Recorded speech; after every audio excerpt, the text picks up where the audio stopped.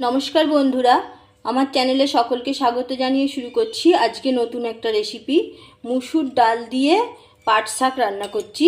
একটা সম্পূর্ণ ভিন্ন স্বাদের একটা রেসিপি। কিভাবে বানাচ্ছি সম্পূর্ণ ভিডিওটা দেখতে থাকুন। মুসুর ডালটা ধুয়ে নিয়েছি, 1 ঘন্টা আগে ধুয়ে ভিজিয়ে রেখেছিলাম।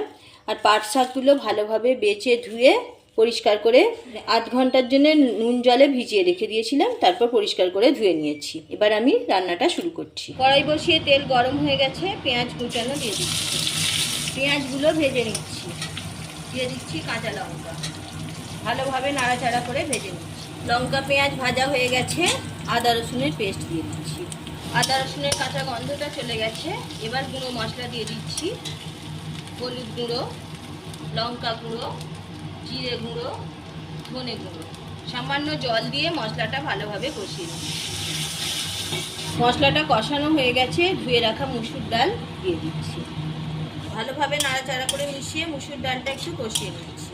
মশলার সঙ্গে ডালটা কষিয়ে নিয়েছি, এবার দিয়ে দিচ্ছি জল। জলটা পরিমাণ মতো দিতে হবে, খুব বেশি জল দেওয়া যাবে না। হালকা গরম জল দিয়ে দিচ্ছি।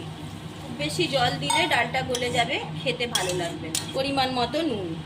একটা ঢাকনা দিয়ে ডালটা 4-5 মিনিটের মতো সিদ্ধ হতে দেবো। আমি ডালটা 80% সিদ্ধ করব। এই পর্যায়ে পাট শাকগুলো দিয়ে দিচ্ছি। পাট শাকগুলো ভালোভাবে নাড়াচাড়া করে নিচ্ছি। পাট শাকগুলো ডালের সঙ্গে নাড়াচাড়া করে ভালোভাবে মিশিয়ে দিয়েছি। আবার ঢাকনা দিয়ে একটু সিদ্ধ হতে দেবো। ঢাকনাটা খুলে নিচ্ছি। পাট শাকগুলো ভালোভাবে সিদ্ধ হয়ে গেছে। এবার আমি একটা ফোড়ন ভেজে নিচ্ছি।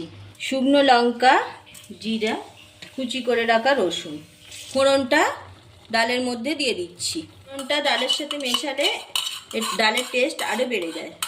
রেসিপি ভালো লাগলে লাইক শেয়ার করবেন। আপনাদের একটা লাইক শেয়ার আমার রান্নার উৎসাহকে অনেক বেশি বাড়িয়ে দেয়। প্রচুর শেয়ার করুন। আর যারা নতুন, চ্যানেলটা এখনো সাবস্ক্রাইব করেননি, চ্যানেলটা সাবস্ক্রাইব করে পাশে থাকা বেলটা প্রেস করুন, যাতে ভিডিও আপলোড হলে আপনার কাছে সবার আগে পৌঁছে যায়। গ্যাস অফ করে দিলাম, ঢাকনা দিয়ে আরও 2-3 মিনিটের জন্য রেখে দিচ্ছি। পাট শাকের ডাল গরম ভাত কিংবা রুটির সাথে খেতে কিন্তু দারুণ লাগে।